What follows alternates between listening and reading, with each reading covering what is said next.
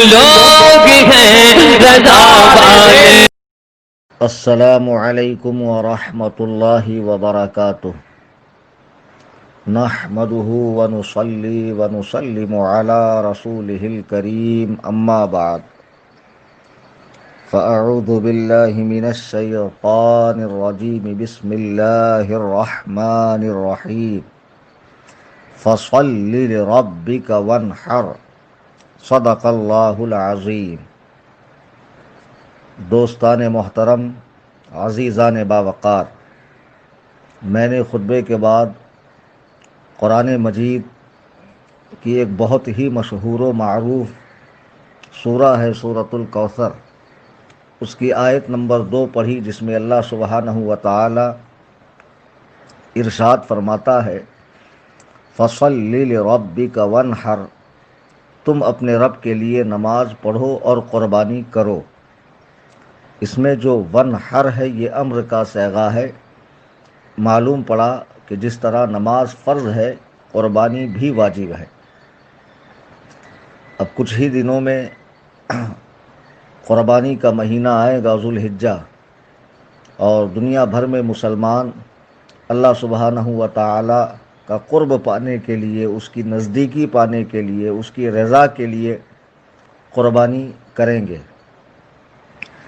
قربانی کرنے سے پیشتر ہر مسلمان کو ہم بار بار تاکید کرتے ہیں کہ جو مسلمان ہے اس کو چاہیے کہ وہ اتنا علم حاصل کرے جس سے اسے پتہ ہو کہ جو عبادت میں کر رہا ہوں اس کو نبوی طریقے پر کس طرح کرنا چاہیے، کس طرح نہیں کرنا چاہیے، اور کیا کیا چیزیں من جانب اللہ، من جانب رسول مجھ پر ضروری ہے، اور کس کس چیز سے مجھے بچنے کا حکم دیا گیا۔ ہم دیکھتے ہیں کہ جب قربانی کا مہینہ آتا ہے تو کتنے لوگ ہماری جان پہچان میں ایسے ہیں، ملاقاتیوں میں ایسے ہیں کہ جن کے گھر میں کنبہ بہت بڑا ہے، افراد بہت ہیں، لیکن معلوم پڑتا ہے کہ پورے گھر کی طرف سے ایک بکرا ذبح کر دیا گیا۔ پوچھنے پر کہتے ہیں بھائی صاحب ابا کے نام سے کر دی، پچھلے سال اماں کے نام سے کی تھی، آنے والے سال فلاں کے نام سے کریں گے۔ یعنی بیچارے وہ یہ سمجھتے ہیں کہ پورے گھر کی طرف سے اگر ایک بکرا بھی ذبح ہو گیا تو سب کی قربانی ادا ہو گئی۔ ایسا بہت مرتبہ ہوتا ہے کہ گھر کے تمام افراد پہ قربانی واجب ہوتی ہے، اور ایسا بہت مرتبہ ہوتا ہے کہ کسی پر واجب نہیں ہوتی ہے لیکن لوگ کرتے ہیں۔ تو یہ ساری چیزیں آپ کو علماء کے پاس بیٹھ کر حدیث و قرآن کی روشنی میں اپنا دین سمجھنا ہوگا کہ بھئی مجھ پر قربانی واجب ہے یا نہیں ہے۔ چند باتیں میں عرض کروں گا، ان باتوں کو بغور سنیں، سمجھیں، نہیں سمجھ میں آیا آپ مجھ سے واٹس ایپ پر رابطہ کریں۔ وہ چند شرطیں جس سے مسلمان پر قربانی کرنا واجب ہوتی ہے اس کو اچھی طرح سمجھ لیں، پھر آپ بیٹھیں، کاغذ لیں، قلم لیں، اپنا احتساب کریں، اپنا جائزہ لیں، اپنے بارے میں سوچیں کہ یہ شرطیں میرے اندر پائی جاتی ہیں یا نہیں پائی جاتی ہے۔ اگر نہیں پائی جاتی ہے تو آپ پر قربانی نہیں ہے۔ سب سے پہلے قربانی جس پر واجب ہوگی، قربانی کن پر واجب ہے؟ نمبر 1، قربانی مسلمان پر واجب ہے، غیر مسلم پہ ہرگز نہیں ہے۔ نمبر 2، شریعت مطہرہ کا ہر حکم، ہر فرض و واجب، ہمیشہ یاد رکھنا فقہائے کرام، علماء کرام بیان کرتے ہیں کہ عاقل و بالغ کے لیے ہے، یعنی جس کے پاس عقل ہے، سوجھ بوجھ ہے، اور جو بالغ ہے اس کے اوپر شریعت مطہرہ کا ہر حکم ہوتا ہے۔ مجنوں، دیوانے اور نابالغ بچوں پر شریعت مطہرہ کے احکام جاری نہیں ہوتے۔ تو نمبر 1 جس پر قربانی واجب ہوگی اس کا مسلمان ہونا۔ نمبر 2 عاقل و بالغ ہونا۔ نمبر 3 آزاد ہونا، کسی کا غلام نہ ہو۔ ویسے اس زمانے میں غلامی کا رواج نہیں ہے، یہ ختم ہو چکا ہے، لیکن چونکہ فقہائے کرام نے اس کو بیان کیا ہے اس لیے میں نے عرض کر دیا۔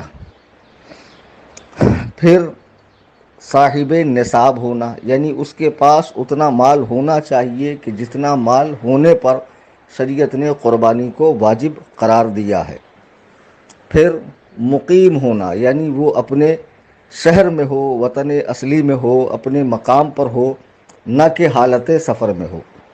اگر کوئی بندہ ایام نحر میں، ایام نحر کہتے ہیں 10ویں ذی الحجہ کی صبح سے 12ویں کے سورج ڈوبنے تک، یہ 3 دن جو ہے، اس میں 3 دن ہیں اور 2 راتیں ہیں، ٹھیک ہے، یہ سب ملا کر ایام نحر کہلاتے، یعنی قربانی کے دن۔ اس میں اگر کوئی بندہ اپنے مقام پر نہ رہے بلکہ سفر کر کے 92 کلومیٹر کا کہیں اور چلا جائے، اگرچہ وہ سفر چوری کے لیے ہو، اگرچہ وہ سفر معاذ اللہ زنا کے لیے ہو یا کسی بھی برے کام کے لیے ہو، لیکن مسلمان اگر 92 کلومیٹر کا سفر طے کر کر کہیں بھی جاتا ہے تو وہ شرعی مسافر کہلاتا ہے، اور مسافر پر قربانی نہیں ہے۔ پھر سے سمجھ لیں، مسلمان ہونا، عاقل و بالغ ہونا، مقیم ہونا یعنی مسافر نہ ہونا، آزاد ہونا، صاحب نصاب ہونا۔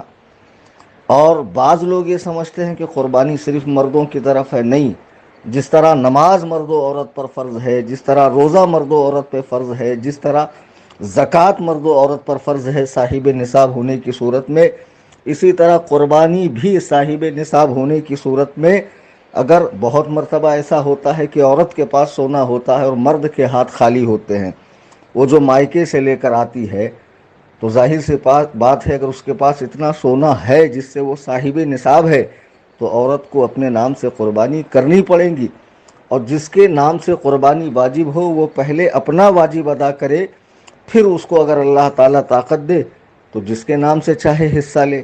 لیکن ہم لوگ دیکھتے ہیں کہ گھر میں ایک بڑا ہے، اس نے اس سال اپنے نام سے کر دیا، پھر اگلے سال اپنے بیوی کے نام سے، پھر اس کے بعد بچوں کے نام سے، پھر بہو کے نام سے۔ تو بھیا اگر آپ پر فرض ہے، واجب ہے قربانی، تو آپ کو پہلے ہر سال اپنے نام سے کرنی ہے، پھر اس کے بعد آپ جس کے نام سے چاہیں کریں، وہ تو نفلی قربانی ہے، لیکن آپ کی اپنی تو واجب ہے، وہ تو آپ کو چھوڑنی نہیں ہے۔ بہرحال اب یہ شرطیں آپ سمجھ گئے، مسلمان ہونا، عاقل و بالغ ہونا، مقیم ہونا، آزاد ہونا، صاحب نصاب ہونا۔ وہ کتنا نصاب ہے کہ جس سے بندہ مومن پر قربانی واجب ہوتی ہے؟ لوگ اسی میں زیادہ گڑبڑ کر جاتے ہیں۔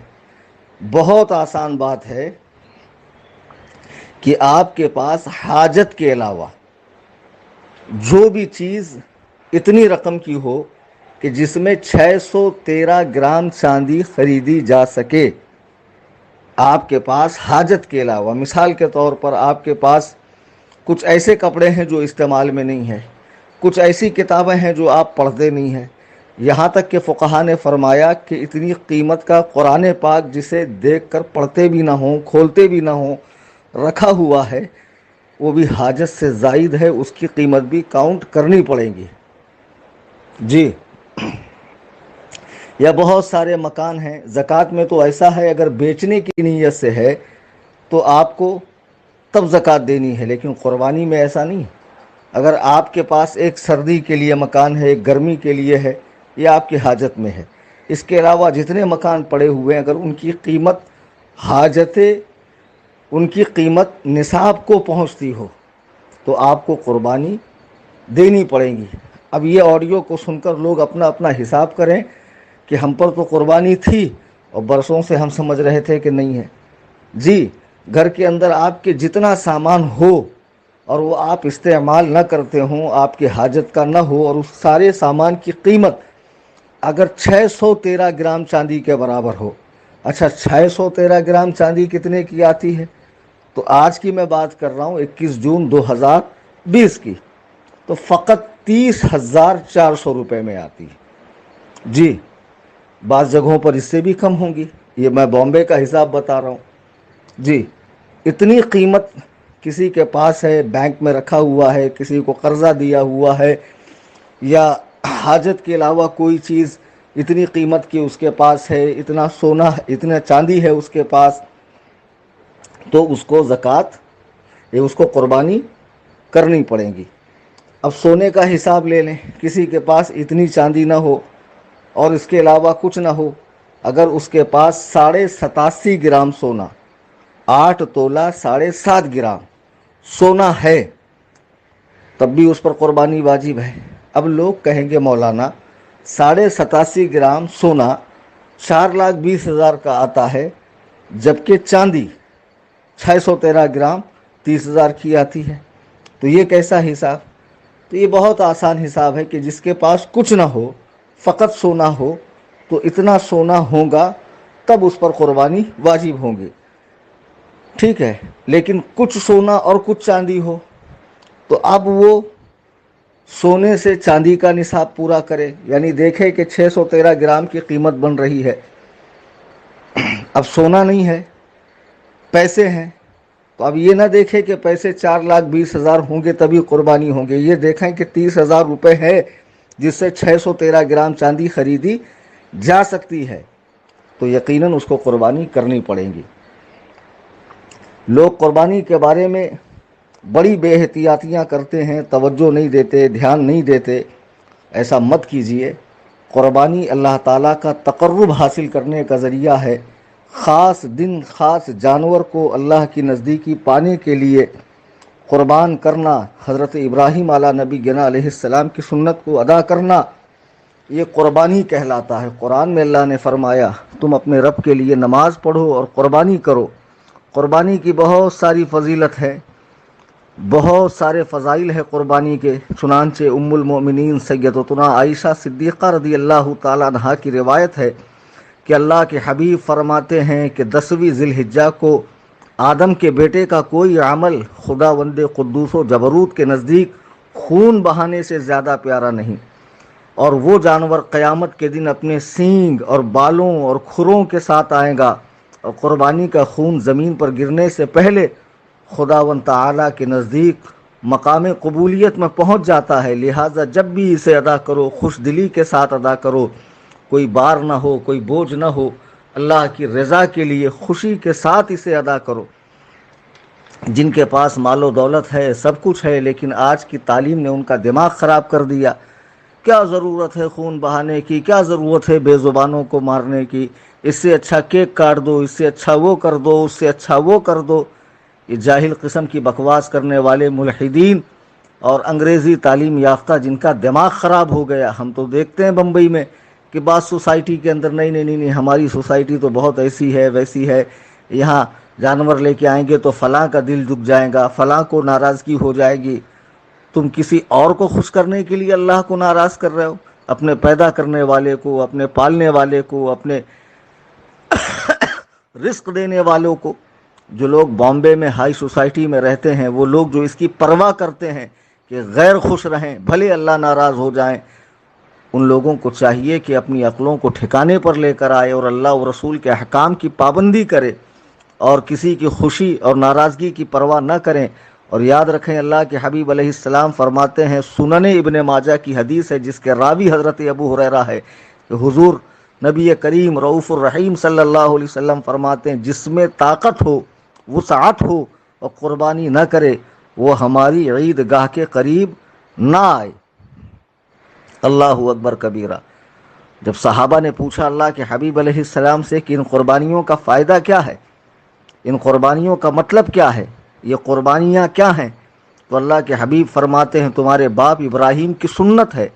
لوگوں نے عرض کیا رسول اللہ اس میں ہمارے لیے کچھ ثواب تو ہوگا، کیا ثواب کیا ہے اس میں؟ یہ جو قربانیاں ہم دے رہے ہیں ہر سال، حدیث پاک کا مفہوم ہے کہ اللہ کے حبیب علیہ السلام نے سے صحابہ نے پوچھا کہ اس میں ہمارے لیے کیا ثواب ہے؟ سرکار نے فرمایا ہر بال کے بدلے ایک نیکی ہے، جی ہر بال کے بدلے ایک نیکی ہے۔ اتنی نیکیاں کمانے کا موقع ہے اور ایسا عظیم الشان موقع ہے، اسے آپ گنوا رہے ہیں۔ بالکل مت گنوائیے، جو شرائط ہم نے بتائی ہے وہ شرطیں آپ میں پائی جاتی ہیں تو یقیناً آپ کو قربانی کرنی ہے۔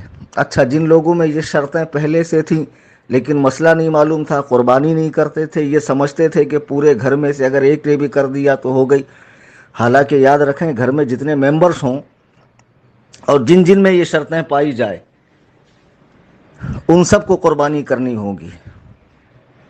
مسائل اس کے بہت باریک ہیں، اور بعض مسائل ایسے ہیں کہ آپ کو آڈیو میں سمجھ میں نہیں آئیں گے، تو آپ میرے نمبر پر رابطہ کریں۔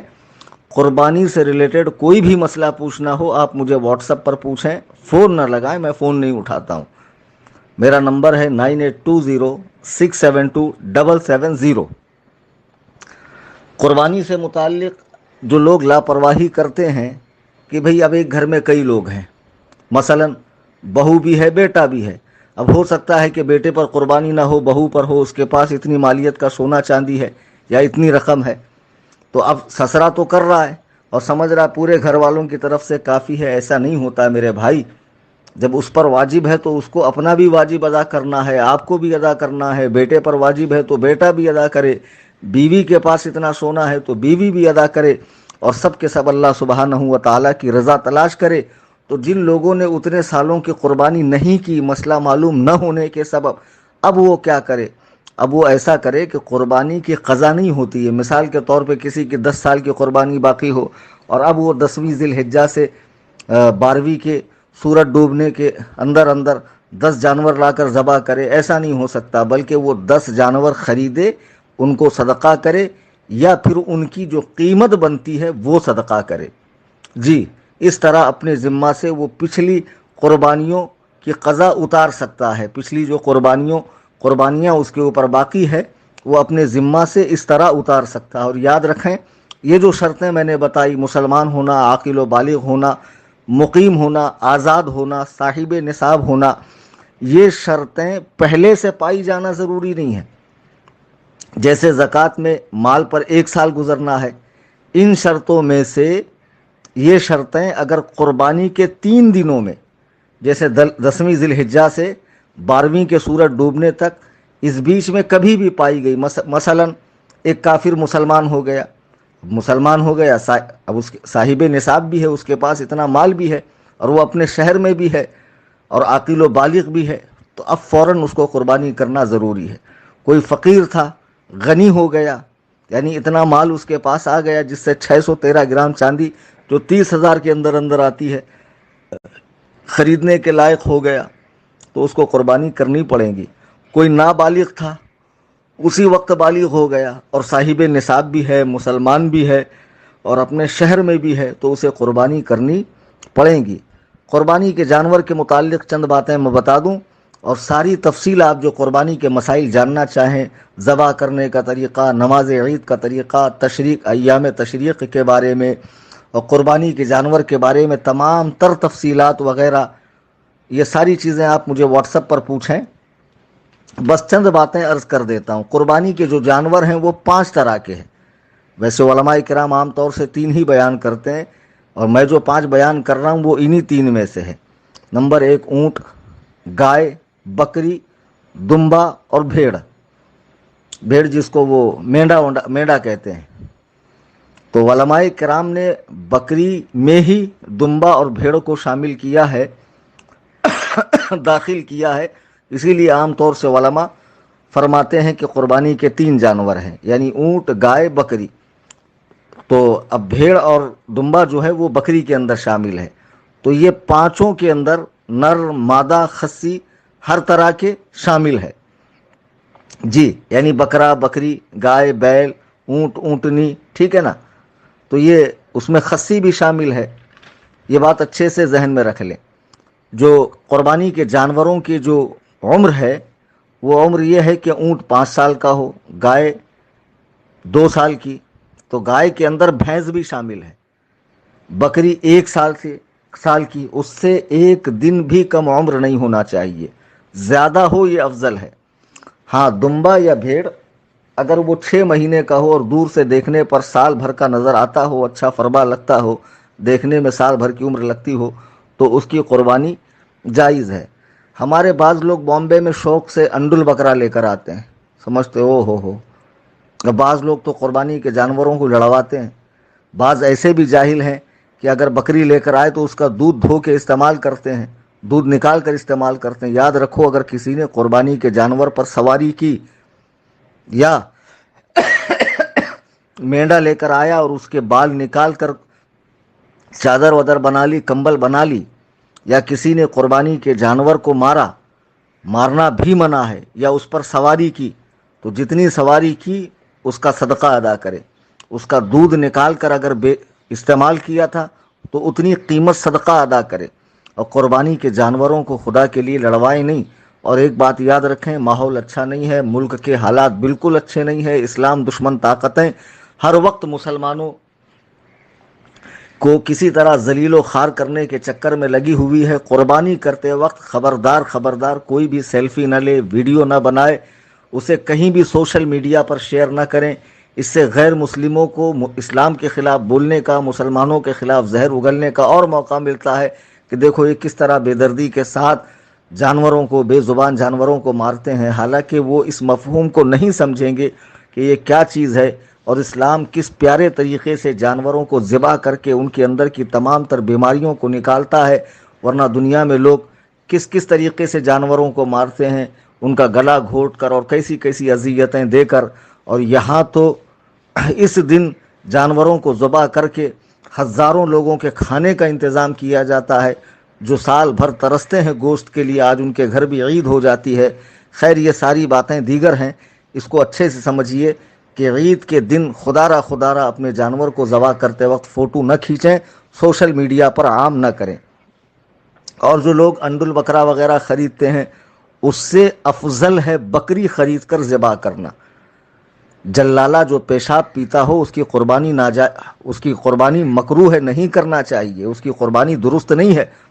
لوگ سمجھتے ہی نہیں ہیں، لوگ اس بات کو سمجھتے ہی نہیں ہے۔ انڈ البقرہ اٹھا کر لے آئیں گے اور بڑے فخر کے ساتھ جو پیشاب پیتا ہے، جس میں بدبو آتی ہے، اس کی قربانی کریں گے، اور پھر اس پر فخر بھی جتائیں گے کہ ہم نے فلاں انڈل خریدا اور اتنی قیمت میں خریدا ہے۔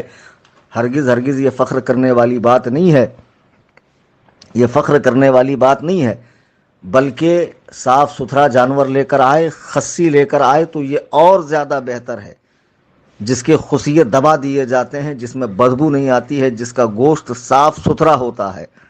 عزیزان ملت اسلامیہ، قربانی کے بہت سارے مسائل ہیں جو اس مختصر سی آڈیو میں بیان نہیں ہو سکتے ہیں۔ بس ایک گزارش آپ سے کہ خدارا جو بھی سمجھنا چاہیں اپنے شہر کے ذمہ دار مستند عالم دین سے آپ مسائل کو سمجھیں۔ اور ایک گزارش کہ مہاراشٹر میں لاک ڈاؤن کو اور بڑھا دیا گیا ہے، تو ممبئی میں جو دیونار کی منڈی لگتی تھی اب وہ اس سال نہیں لگیں گی، تو جو لاکھوں لاکھ کے بکرے لا کر قربانی کرتے تھے اب ان کو اس سال حصہ ہی لینا پڑے گا۔ تو ہماری تنظیم سنی جمعیت الاحناف، جو آپ کے لیے جانا پہچانا نام ہے اور جس کی خدمات کو آپ نے بچشم خود دیکھا ہے، انٹرنیٹ وغیرہ پہ ملاحظہ کیا ہے کہ تقریباً 6 سال سے مہاراشٹر کے چھوٹے چھوٹے دیہاتوں میں امامت کرنے والے علماء کو ہماری تنظیم کے جانب سے تنخواہ دی جاتی ہے۔ 2 سال کے عرصے سے غربا میں راشن تقسیم کیا جاتا ہے۔ لاک ڈاؤن کے اندر ہم نے 111 علماء کو نذرانے پیش کیے، 20 روزہ عظیم الشان لنگر چلایا، اور لاک ڈاؤن کے اندر 3-4 مرتبہ ہم نے راشن تقسیم کیا۔ ابھی 28 جون 2020 کو عرس تاج الشریعہ کے موقع پر 60 فیملیز کو 2500 روپے مدد کی گئی تاکہ وہ اپنا راشن وغیرہ خرید سکے، ضروریات کو پورا کر سکے۔ تنظیم سنی جمعیت الاحناف خدمت دین بھی کر رہی ہے، خدمت خلق بھی کر رہی ہے۔ الحمدللہ کئی مساجد میں بور کا انتظام، چھت کا انتظام، چٹائیوں کا انتظام، اور ممبئی کی سرزمین پر سنی بچے اور بچیوں کو قرآن پاک با تجوید پڑھانے کے لیے ہم نے 11 مکاتب قائم کرنے کا ارادہ بنایا ہے، جس میں سے بحمداللہ 2 مدرسے، ایک مدرسہ اہل سنت نظمت المدینہ جری مری میں، ایک مدرسہ اہل سنت اصحاب بدر شمبور کی سرزمین پر قائم ہو چکا ہے۔ ایسی تنظیم جو پورے طور پر مسلک اعلیٰ حضرت کی پابند ہو، آپ اس میں حصہ لیں۔ اس بار ہماری تنظیم کے جانب سے حصوں والی قربانی کا اہتمام کیا گیا ہے، اور ہمارے یہاں اس بات کا پورا خیال کیا جاتا ہے کہ غیر سنی کا حصہ شامل نہ کیا جائے۔ آپ ہمارے علاوہ کہیں بھی حصہ لیں تو یاد رکھیں کہ حصے والی قربانی میں اگر ایک بھی وہابی دیوبندی شامل ہوا تو کسی کی قربانی ادا نہیں ہوگی، اس لیے کہ سارے شرکا کا مسلمان ہونا، یعنی سارے شریکوں کا حصے والی قربانی میں بڑے جانور میں 7 حصے ہوتے ہیں، تو سارے شرکا کا مسلمان ہونا ضروری ہے۔ تو ہماری تنظیم میں یہ خیال کیا جاتا ہے کہ سب کے سب سنی حصے ہوں، باقاعدہ بمبئی سے عالم جاتا ہے، اڑیسہ کی سرزمین پر قربانی ہوتی ہے، ہمارے علماء خود اپنے ہاتھوں سے ذبح کرتے ہیں اور گوشت وہاں کے غریب مسلمانوں میں تقسیم ہوتا ہے۔ آپ کو اور بھی جگہ حصہ لینے کا موقع ملے گا جہاں 1800 2000 میں حصہ ملے گا، ہمارے یہاں 2200 روپے کا ایک حصہ ہے، کوئی بہت زیادہ قیمت نہیں ہے، لیکن آپ تنظیم کا کام دیکھیں کہ تنظیم نے 1 سال 2 سال کے عرصے میں کتنا عظیم الشان کام کیا ہے۔ ابھی الحمدللہ احقاق حق و ابطال باطل میں ہمہ وقت یہ تنظیم پیش ہے، آگے ہے، اور تنظیم مزید کام کرنا چاہتی ہے۔ ممبئی کی سرزمین پر ایک عظیم الشان جامعہ بنانے کا ارادہ ہے، لیکن اس کے لیے آپ سب کے مالی تعاون کی ضرورت ہے، لہٰذا آپ حصہ لیں۔ اور جو لوگ اپنے بچوں کا عقیقہ کرنا چاہتے ہیں تو لڑکی کے نام سے عقیقہ کرنا ہو 1 حصہ لیں، لڑکے کے نام سے عقیقہ کرنا ہو 2 حصہ لیں۔ یہ ساری تفصیل جاننے کے لیے، قربانی کے مسائل سمجھنے کے لیے آپ میرے نمبر پر رابطہ کریں 9820 672 770 9820 672 770۔ خدا حافظ، فی امان اللہ، السلام علیکم۔